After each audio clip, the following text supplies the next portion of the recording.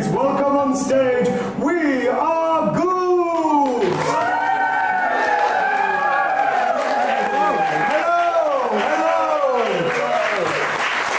Hello! We are Goose. It is very lovely to see you. Thank you very much for turning up. My name is Timothy Goose, and this is my band. He is called Richard.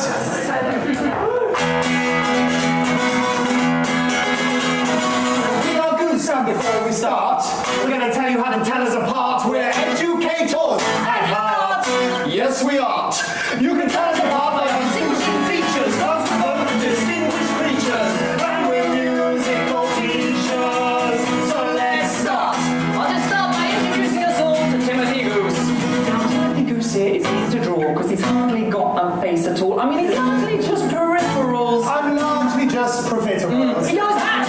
It's a tricon hat today. Glasses. Oh, a spectacles. He's got a beard. I'm meaning. And a tie! Oh, Right. Yes, now you've met that guy. over to this guy known by that Richard, the guitarist, but his head's a pretty featureless place. Over the young boy band bass and a guitar. That's it. Quite like me, yeah. That's you. And now you as those we can start the show, but we've really no idea how the show's gonna go, but we're confident. We've said hello. Hello. Hello. Good evening. Thank you. Well, if nothing else, thank you. If nothing else, we have at least nailed hello. But we are here to do more, believe it or not, than just greet you. Exciting, yes, thank you. We are here to take you all on a tour. Boop, boop, all aboard. Next up, songs and games. And also fact and information, very important to this, yes, because this is going to be a tour of our absolute hero. This man was the 18th century surgeon and anatomist, Mr. John Hunter. Who here has heard of John Hunter? Apart from the people we've already told about him. Yeah! Excellent. It's good having friends in the audience. But everybody else, you should know about him because he's brilliant and not enough people know about him. No, he really was one of the great unsung heroes of medicine. So we are here tonight to redress that balance. Yes, for he is unsung no longer. Let's introduce the old bastard. Very well. Ladies and gentlemen, strap yourselves in. We're going back in time. We're gonna educate your asses. We're gonna blow your minds. We're going to do this all with marks and dates and other rhymes. And tell the tale of murder, theft, and other grisly crimes. We'll educate you with our I show. might get dressed in just the clothes. With Billy and Robin for Thursday. What? Hell no. Still no, it's silly. But it, no. Right, here we go. Here's our show about John Hunter. About all the stuff he did. About the way he found medicine. And the crazy fucker shit that you had a Rex specimen. We track it down and hunt him. Let's introduce this mighty man with a fanfare on the Trumpet kazoo. Can't play the trumpet.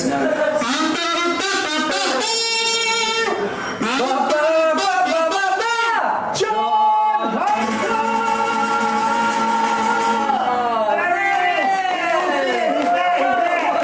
There he is himself. Now, interestingly, already we have a little fact nugget for you about John Hunter, because when this painting was painted, John Hunter didn't actually look quite like this, because at the time he had a massive, unkempt, bushy beard. Yes. That his wife demanded was painted out of the picture. Yes, it was to make him look more respectable. It was 18th century Photoshop, ladies and gentlemen. He didn't have time to shave. He was too busy cutting stuff up and that. Exactly, stuff and that you can still see today in the Hunterian collection in Holborn. Now, Tim and I bloody love that place. We've been there a million times. We've been there so much, and we've learned all kinds of interesting, important, and exciting bits of information. And that is what tonight is about. It is about imparting that information to you. I'm going to start with the most important thing I have ever learned. This is vital.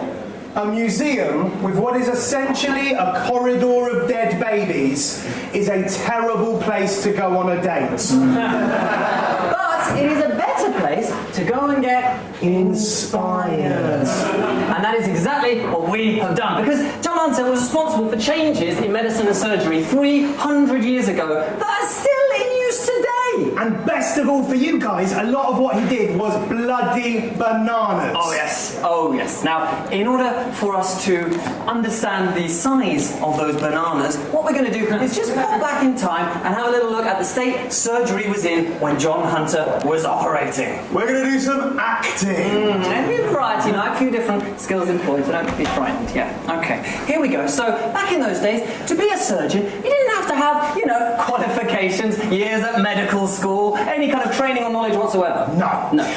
Basic surgery could just be done by like a blacksmith's or a man in the road with a horse. Or a hairdresser's. Ding-a-ling-a-ling. Oh, good afternoon, sir. So that'll be what, about an inch off the top here and a foot off the bottom? Amputation pun! Yeah! You see? Yeah, I mean, it's that level. It's that level for the whole thing. I'm just letting you know. Back in those days, surgery was all about like lopping off a leg, doing a bit of a bleeding, putting a leech on you, and if we're brandishing rusty swords, can I have anesthetic? Oh, good lord, no! Chop! Acting! Very good. Because anesthetics won't be invented yet for hundreds of years. And in fact, surgery really at that time hadn't changed at all since the time of the ancient Greeks.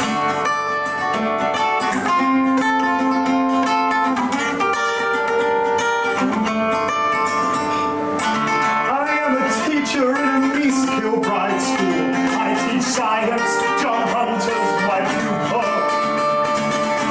He tends to run around and tries to break the rules in the spotted wild, the disobedient child. He says, School is just an early. he says he'd rather go out and cut up dying birds to learn anatomy. You think this is absurd? A point of defiance.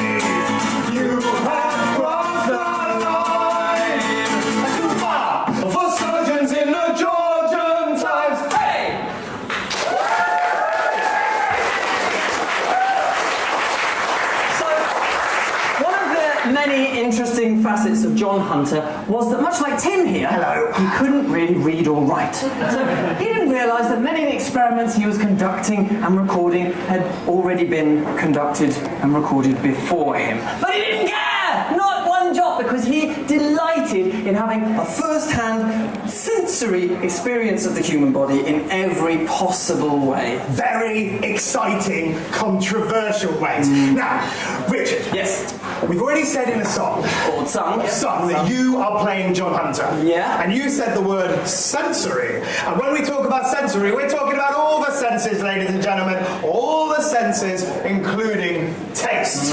So let's see what John Hunter had to say about the gastric acid lining of the stomach when he drank it. Yeah, a bit of gastric acid lining in the stomach. Lovely, right? Scottish John Hunter here. Before we carry on, it is important to say, less important here than when we're in Edinburgh, but Richard is half Scottish, so he is allowed to do a Scottish accent.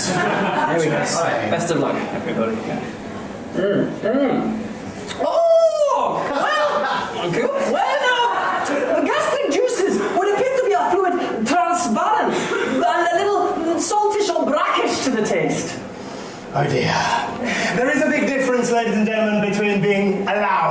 and being able, but you get the gist. That is a genuine John Hunter discovery, and it gets better because he had some pretty fruity views on semen. Hold on.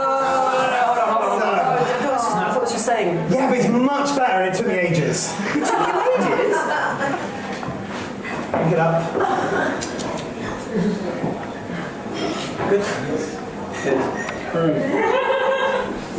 Do you know what that is? Sorry, it's good.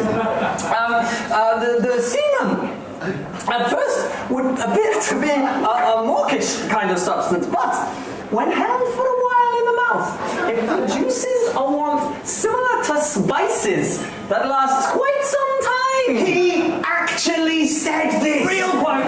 Genuine John Hunter quote. And I think we know what he was trying to pull. I think he was trying to persuade Mrs. Ann Hunter to get up to something in the bedroom, because we've all tried the old if you hold it in your mouth it produces a warmth similar to spices which lasts quite some time routine. We've all been there, yes. But the point was that this allowed major developments in medicine and science. And cookery, because spice was really expensive back then. But these taste tests were just a tiny iota of the smorgasbord of experimentation that John Hunter was always doing. He was always conducting experiments for breakfast, after breakfast, all the time, non-stop experiments. There are so many that we couldn't begin to list them all tonight. We just don't have time. But if you do want to know more, we have a little recommendation for you, a book.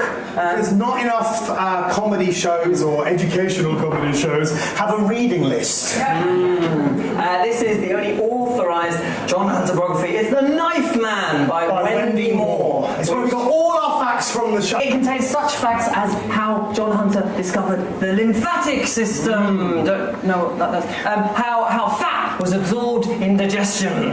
Delicious. And how John Hunter was responsible for the first ever accurate study of human fetal growth inside the womb. You might want to huddle around the TV, because Come on, maybe see it too well. This is a drawing, a 18th century anatomical drawing of one of the specimens that John Hunter worked on. There's no jokes There's in nothing to it. It's just a really look good at picture. that. It's like a photo. Right, it is big and important and worthy work, but it is not what we're focusing on today. Today, we want to focus on the crazy, crazy, crazy stuff he did. Yeah, I mean, a little bit, yes. Because he was very, very crazy. And he was so crazy, and the experiments that he did were so weird and bizarre. What we'd like to do now is ask you, please, if you'd all maybe join us as we go together. John Hunter, ring out the truth! It's a game show, ladies and gentlemen. It's got a theme tune. It has. Science, is it false or true? Science, Something how did it do? Science, That's what we're asking you. put on a lap coat, dissect a dead goat. Milky Way bars float, thanks to science. Yes, that goes, exactly. We are going to now list to you a series of 4 increasingly weird experiments, and just ask you whether you think they are true. True. Yes, Hunter did do them. Or goose. False. Yes. It's true or false? It's true or false? It's not that clever. If you're correct, Tim will make this noise. Ding, ding, ding. Yeah. Good. Exciting. I was going to use a GoPro to go into the audience and talk to the audience. I don't know how they work. I'm from the olden days. It's not doing anything. So I'm going to make this camera come with me and talk to the audience. It's all going to be good. Part of the plan. Yeah. Experiment number 1. John Hunter would fire guns over garden ponds and then measure the fish's reactions. This was because he wanted to know, do fish have ears? It's a logical question we've all wanted to know. I'm coming in front of the stage now just to let you know. Okay, here we go. Fishy ears. Can I ask this lady here, do we think fishy ears are true or false? True. It is true! Science! Science! When you got a gun! Bang, bang, bang, bang! Look at the fish! Science! Experiment number 2. Did John Hunter pioneer the concept of cryogenics by getting mice and then freezing them in order to bring them back to life a few days later. Did he? Did that happen? Did that happen? Can I jump? Yeah. Good. Icy Micey. This guy here, Icy Micey, cryogenics. I think it's false. You think it's false? It's true! No, it's a little bit false because none of the mice survived. It was triogenics. Triogenics. Science! Now we got mice! Science! And we put them on ice! Like a mojito where the rum is a mouse and the flint is science! Experiment number 3. John Hunter got a testicle and he grafted it to the stomach of a chicken. Because, no idea, but he did do it. And I'll tell you what, I'm just going to send the camera to a person. Right. To a person. Do we think, bearing in mind, this woman has seen the show probably more times than we've done it, do we think it's true or false? Is it true?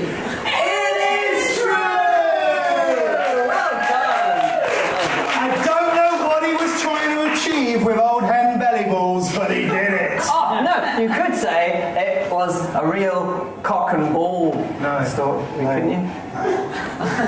Science! This was hen and man! Science! Why, yes, you chicken! So the testicles onto the bird. What do you get? Science! The last experiment now, we're almost through. Experiment number 4, ladies and gentlemen.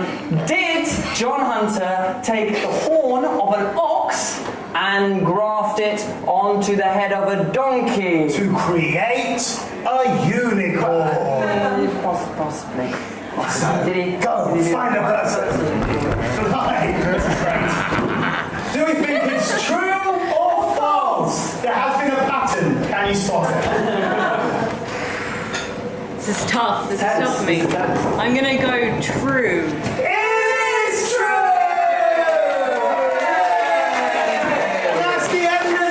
Participation, we can all relax. All right. What was John Hunter trying to achieve, Richard? Just sticking one bit onto another bit until it all toppled over like a game of surgery buckaroo? Well, Tim and audience, what he was trying to prove was his living principle. This was an idea that he had that what made living creatures alive was a sort of magical, undescribed substance in the blood. And he thought that the way to prove this true would be to just chop living bits off animals and sew them onto other living animals, and then it'll all keep working because it's all got this magic substance. Well, the science holds out. Was he correct? No! Science is quest for the truth. Science is it your brain or tooth. Science is your head, back or leg. Will it grow back or will you be dead? The answer, my friend, is science. Yes! There you go. It's science! It's all science. So, in these very unorthodox ways of working and pushing off boundaries, John Hunter has started to attract quite a following of people, many of whom, in time in London, became his students. And he's included quite renowned, illustrious people of the time, such as Edward Jenner. That's the smallpox man. The very big same. name, big name. Very same. But established surgeons already working and operating in London, they weren't quite so happy about his questioning of the status quo. Oh, naughty John Hunter. You can't go about having ideas. They seem to say. And they refused him entry into the renowned company of surgeons. Who cares? He didn't need them. He was a maverick. He was going out carving his own path. This is true. I mean, the one thing that they did allow was a supply of 2 human bodies a year to be operated on. But that was nothing. Hunter could get through 2 bodies before breakfast. Oh, he was chopping them up left, right, and centre. He loved it. He just needed bodies all the time. So much so that he helped kickstart what became later a phenomenon of body snatching. Are you interested in anatomy, but you're not part of the Royal Company of Surgeons? Well, don't panic! Because here at Stormy Norman's Cabin of Cadavers, we do the dirty work for you! Whether it's for careful anatomy or a night on the town, we've got bodies, bodies, bodies! At Stormy Norman's Cabin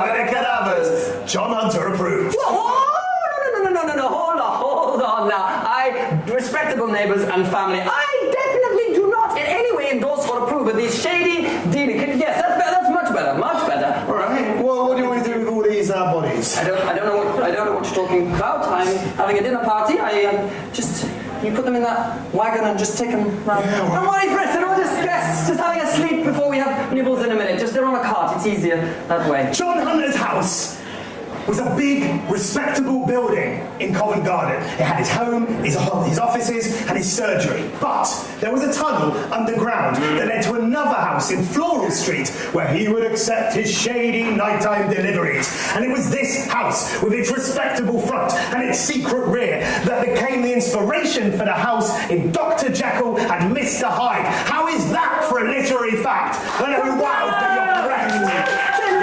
Yes, it was very impressive.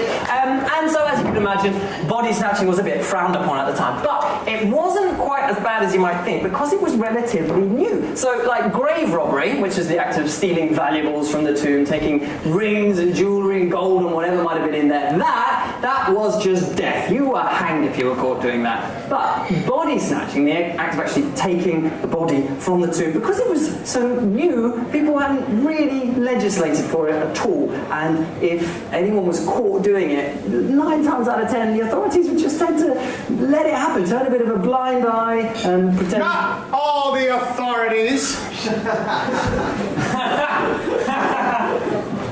Allow myself to introduce me. My name is Cardamon, private detective and all-round aromatic fellow, and scourge of these body-snatching fiends. Right. What's this? I thought that what the show was lacking was a detective double act. So you want to put something new now that I don't know about? Yeah, no, it's going to be brilliant, right? Watch. I'm Cardamon, and I'll catch this tricksy John Hunter fellow. Will he catch him? Won't he catch him? I'm on the edge of my seat. Right, I've written a theme tune using the little riff that you use to check if you're in tune or not. You want to do this now? Yes. Let's go. Okay, we're going to try a new song apparently. I can't sing anything. No, that's fine. Yeah? Try playing it properly.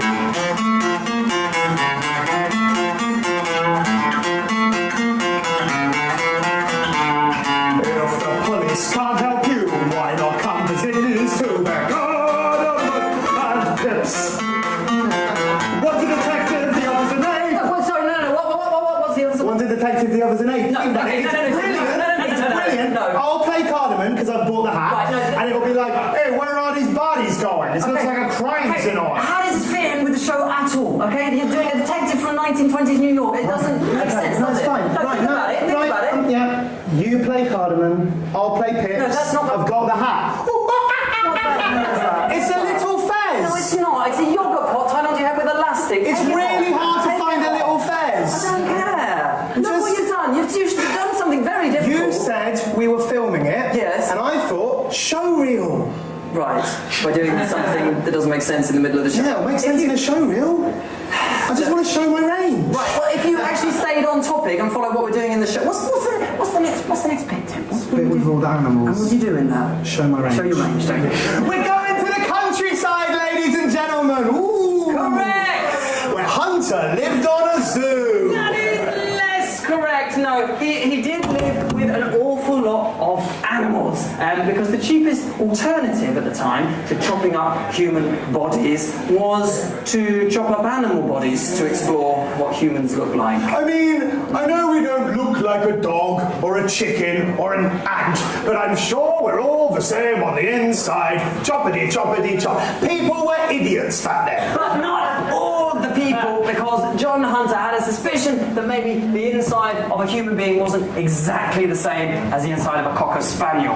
So in this idea, he started to gather quite a lot of different types of animals to his garden. Can I do another literary house fact? Is it as good as the other one? Oh, it's good.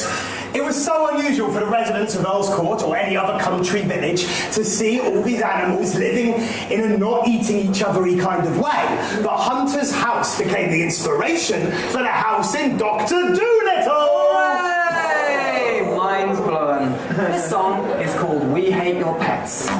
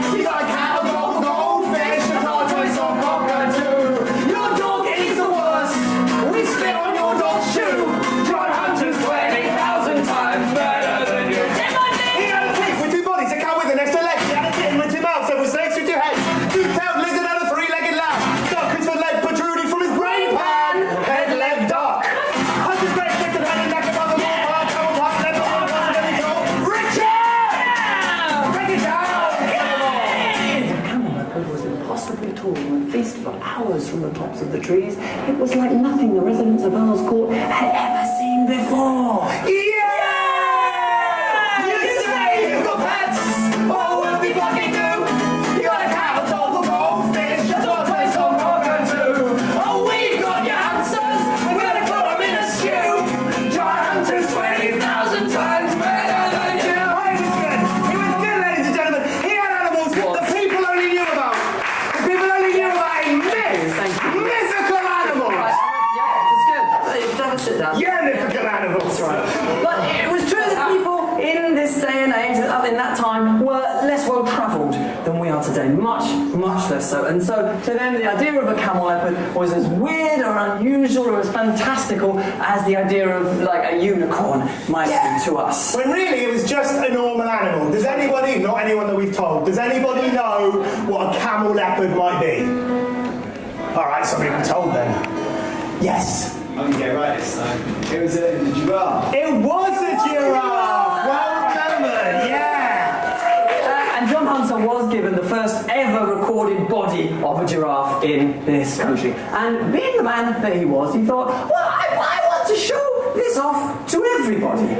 So he pondered about where the best place might be to put this giant rotting body. And he thought the hallway, right by the front door, as soon as people walk in. So he tried to shove in the giant dead giraffe through his 18th century doorway, and it got stuck. So he took it out, chopped off its legs, like this, yes, and then popped it onto its side there.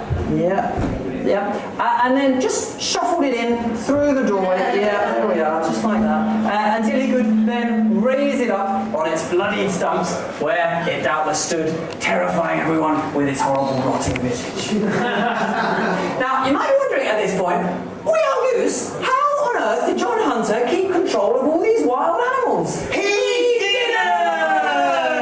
No. And on one occasion, Lion, in fact, escaped. Now that is Lion the wolf, not Lion the lion. You stupidly named wolf. The wolf escaped and began terrorising all the villagers, being all, wolfy and predatory. Can I do this? Can I do this? Does it involve any yogurt pots? Because I wasn't comfortable.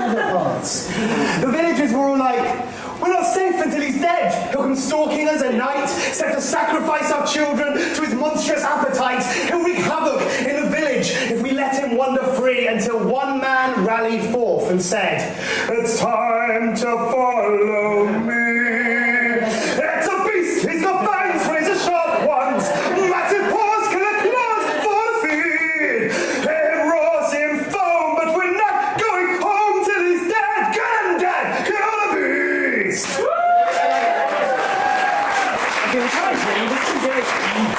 But actually, I mean, Tim does have this habit, as some of you who know him may realise, that when he gets a bit confused and things get a bit much, he just likes to reduce it down to a simple Disney reference. It's easier for him. But in this case, the Disney reference is actually quite an apt one, because that is exactly what they did. They hunted down the body of hunted down the wolf and just killed it. They killed it dead and took its body angrily back to John Hunter. Now, you might think, Poor John Hunter, because this was the only animal that we know of that he bothered to name. Stupid name, but he named it. But no, he was delighted. He lived for this kind of moment, and he had prepared for just such an eventuality. In fact, he had built in his basement a giant vat, to which he then took the body of his possibly beloved pet until he could boil it down so that only its bones remained. Lovely, sciencey bones that he could then study. Yes, and ladies and gentlemen, with the introduction of the body boiling pit, we get to the grisliest, most gruesomest part of the show. Yes. Now, you might be thinking at this point, alright, he's a bit of a maverick, he's a bit seedy and a bit shady, but ultimately, he's a lovable rogue, isn't he? He's just a bit of a mad scientist. Well, hold on just for one bone-picking minute, because in the next bit... we're going to make him out to be a bit of a cunt. Yeah, put it that way, yeah. So, we're going to go to London! And prepare for some fun, because the freak show's in town! Now, this is the best bit of the show. Yes. So we've got here a poster, a freak show poster. It's a little bit after our time, it's a sort of Victorian one, but we kept it in for one very important reason. I don't know if anyone's close enough. Madam, perhaps you are close enough to see what this exhibit advertised here is. Can you see that word there? I cannot. Just come forward, because it is worth it. It is worth checking Have a out. quick look and just read it out for everyone. See what that says? Australia. Australia!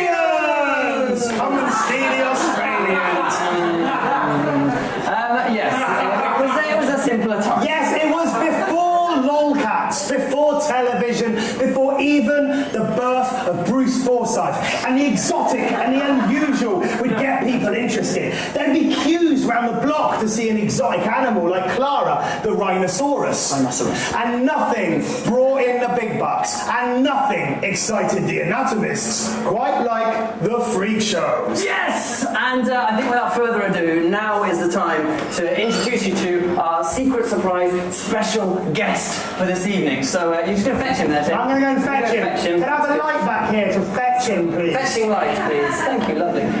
So this man that we're going to introduce you to now, I mean, we're bringing him back a long way, not just from Ireland, where he was from, where he lived, but also all the way from the past. So it's a bit of a difficult procedure back there, where we have to, drag him through the time vortex. But all you need to know about him really is that this man, at the moment anyway, was the star of the Georgian freak circuit. Now, have you got him back there, Tim? Is he ready? A little bit belligerent. Is he? Keep pulling him through. It's a difficult thing, the time vortex. And people would pay huge amounts of money to come and see him. They queue for hours because he had one very defining attribute, which you will discover in a moment when you see him, because it's quite obvious. Okay, you think he's here? All right, he's here. Okay. Right then, ladies and gentlemen, please put your hands together and suspend your disbelief as we introduce you all to the one, the only, the Irish giant himself, Mr. Charles Byrne! Thank you!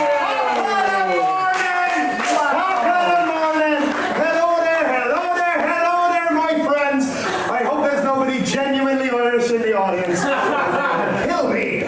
My name is Charles Byrne, the Irish giant. I was a freak show superstar. People would come and see me and they'd be like, look at that lad over there. They're the tall lad. And he's tall, the lad over there. What a tall lad. Yes. A tall man was the hot ticket in London. And I'll tell you what, it wasn't just normal people who loved me. John Hunter was quite the fan. Yes, and one more, that man was a fan with a plan. And what was the plan? It is difficult doing what's already a complicated Scottish accent when there is such a lesson going on for me in how to really nail a Celtic accent. So, bear with me. Mr. Charles Byrne, I'm very interested in your body there, wee man. Yeah, I like it. I really like the look of it. I want to know more. I want to understand you. How can I understand you? I think what I might do in order to find out more is just follow you around until you die, really. Sorry. Yeah. Just follow you around. That is the shittest plan I have ever heard. Right, Charles Byrne was really ill, so you could have negotiated. And how would you imagine that? Like a stonking musical number. Oh, that's handy, isn't it?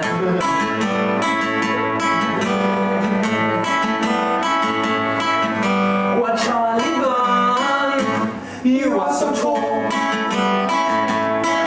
When you stand by other tall folk, they look small. I mean, you must be, what, 9'11"? No, 7'7", but still, that's pretty bloody tall. Charlie Byrne, can I just say, have you thought about putting your remains on display? Well, not right now, not just yet. No, I can wait for a natural death, 'cause you're ill, and you're Charlie, so it won't be very long at all, will it? Eh? No, you may want my anatomy, but it's anatomy you'll be getting. I'll keep my body as my body on the body, 'cause my body feeds the body of somebody. You naughty man. Charlie Byrne, come on, I'm begging you now. No, you can't take my body out of the ground, because I will gather all of my friends and implement a plan with my remains. So play some guitar, Mr. Hunter. Alright then, here we go. Hello, ladies and gentlemen, my name is Charles Byrne, and you are all my friends. I give you a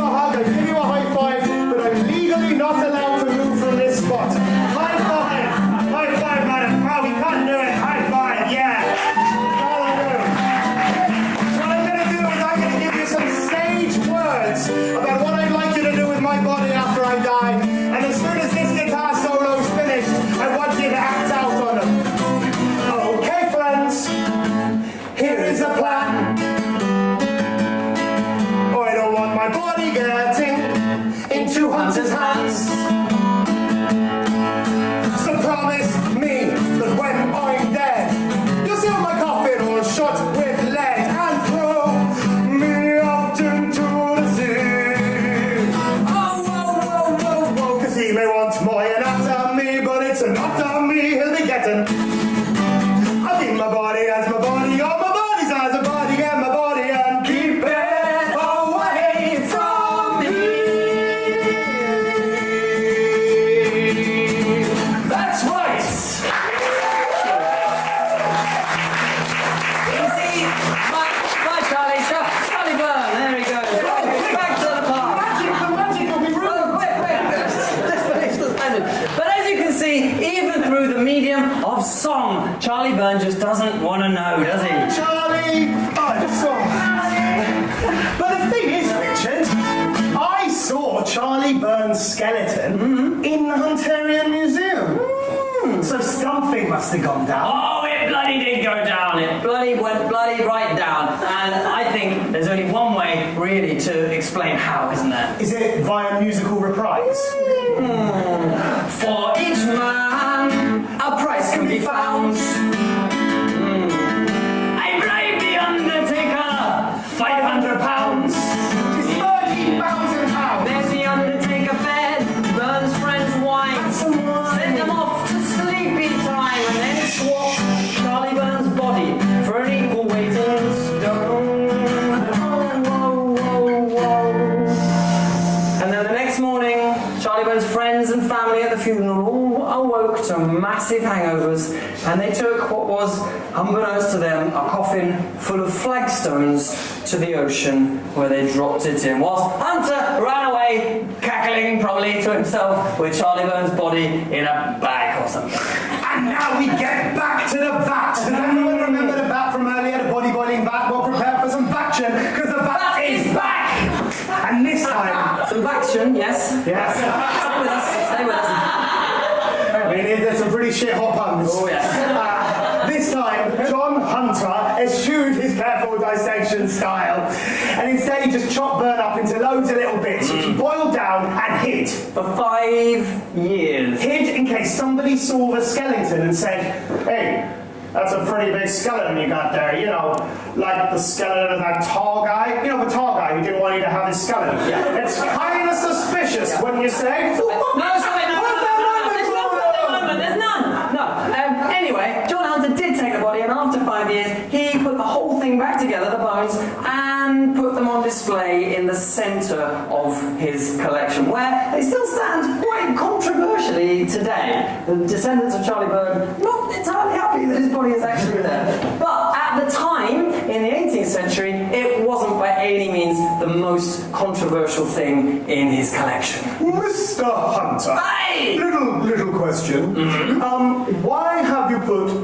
Sure, there's a reason for it. Why have you put all the people skulls next to the monkey skulls? What are you trying to prove? Well, now, strangely posh man, what I thought was that I would just, I had a theory. That's what it was, don't worry, I had a theory. And my theory was that Adam and Eve themselves were perhaps part man, yes, but also part ape. And that the white man, the black man, and the ape were all just variations on this one parent creature. No. Shit, no. They will put you on fire. It's too late! It was too late, because he had already told all his students in countless lectures in London. And actually, students that at this time, we think it's pretty important to know, included a certain Erasmus Darwin, grandfather of Charles. And it's Charles Darwin, the plagiarising little shit. Yes. Yes. Fuck Darwin! But, you know, whilst these views were obviously a little bit on the heretical side, the church weren't going to burn him at the stake. There was no point, because he was dying already, because his willy was on fire. Sorry, hold on. What? Crotch rots. No, we can't go into all that. We're going to go straight to crotch rots. All the stuff Right. we've... Hand me the clicker, and I will talk you through why we're not going to do all your bits. It's all planned. I've done the thing. This is boring. No, this is boring. This has way too many words. They're all Boring. No, that! Crotch rot. from that. Right, if we do any of the bits that you all want to do, I want to do the love triangle. Out of all of that, you've taken a love triangle that I don't even think's in it. What are you talking about? Joseph Haydn came to London and he totes fell in love with Mrs. Anne Hunter. He would follow her around all the time, help her with her shopping. He put 5 of her poems to music. Yeah, alright, that's true, but there was no love triangle, was there? Well, what do you mean? There was, because Anne Hunter spurned Haydn's advances. No, it was John who lusted after Haydn. Right. Not for his looks, not for his piles of Austrian gold, but because it was rumoured, ladies and gentlemen, that Haydn had a massive, throbbing nasal polyps. Oh, we could have made it so good. It would have been like, oh, Anne, I want you. Oh, no, Joseph, no, we couldn't possibly. Excuse me, do you mind if I look at your nose? All right, no, we're not doing a melodrama about a love triangle. No, invented. You're right, we're not. Instead, what we're going to do is focus on the very true fact that Anne Hunter was largely ignored by John because he spent all of his time working in his basement and he probably fucked a corpse. No, okay, no.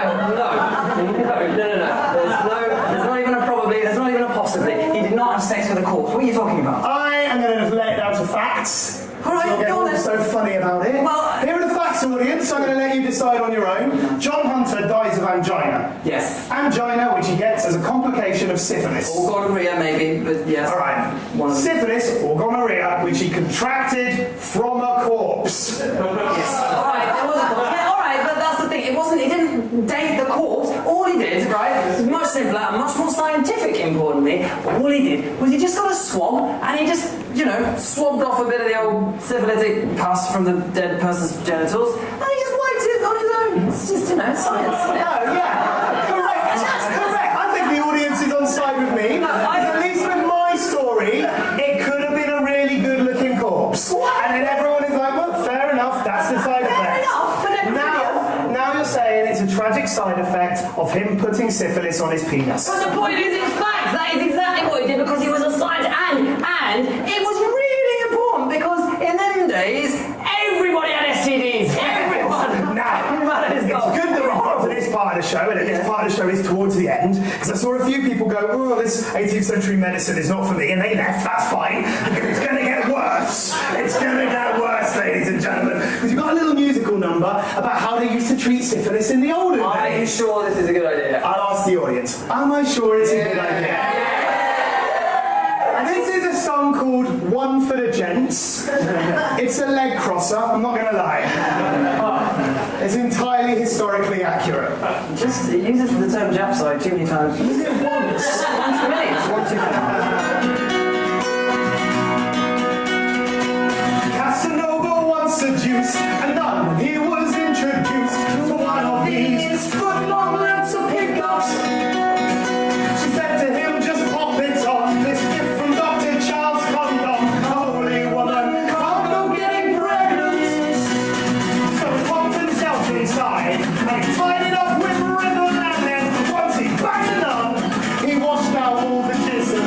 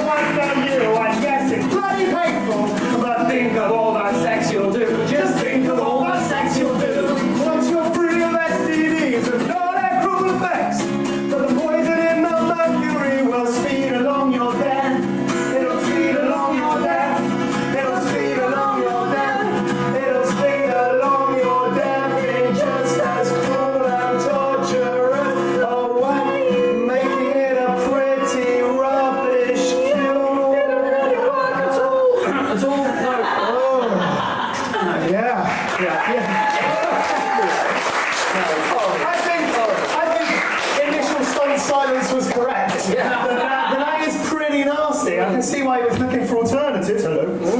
Yeah, I mean, the problem is though, at the end of John Hunter's story, everything gets a little bit sad because in his very noble, I think you'll agree, quest to cure such a horrible, horrible disease, he did in fact kill himself.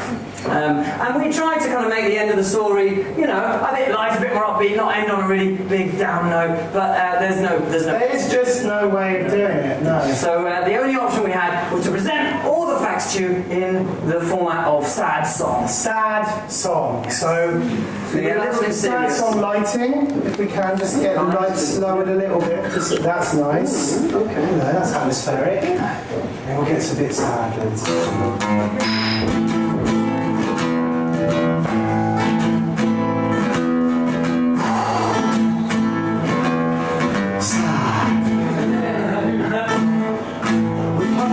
Dead and can't pay rent for the Leicester Square residence, which housed the specimens that Hunter had accrued.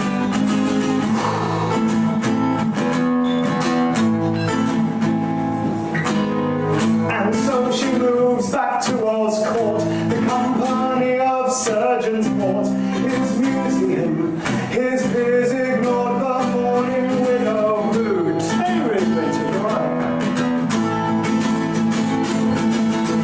Instead, they slandered his good name, £400 spent to defame. They hid and locked his notes away, and the ones they liked, they hid. And his museum exhibits, well, they were hit by the blitz, and all that's left is a little bit of the wonders Hunter picked. And saddest of all, before he passed away, he asked for his heart to be put on display.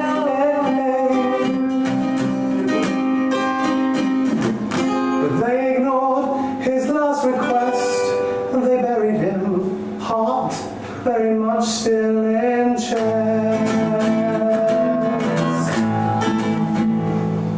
In life, Hunter's heart had always been in his collection, so it seems pretty reasonable that that's where it should end up after his death.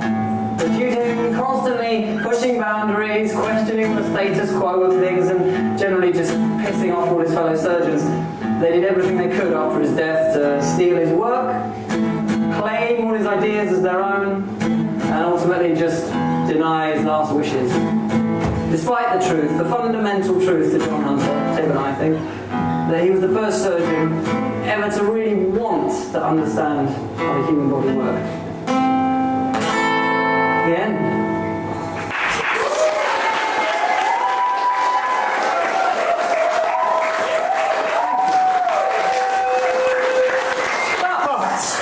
But we did think that's a bit of a downer. Yes, a little bit of a low note to leave it on. So what we've done is we've just written a recap song, a nice upbeat, up-tempo number, telling you everything we've just told you. And it's also a love story from John Hunter to his wife, Anne Hunter. Yes, and it's the titular number of the show. I know it smells like the inside of dead people, but will you hold my hand? It's a doo-wop number.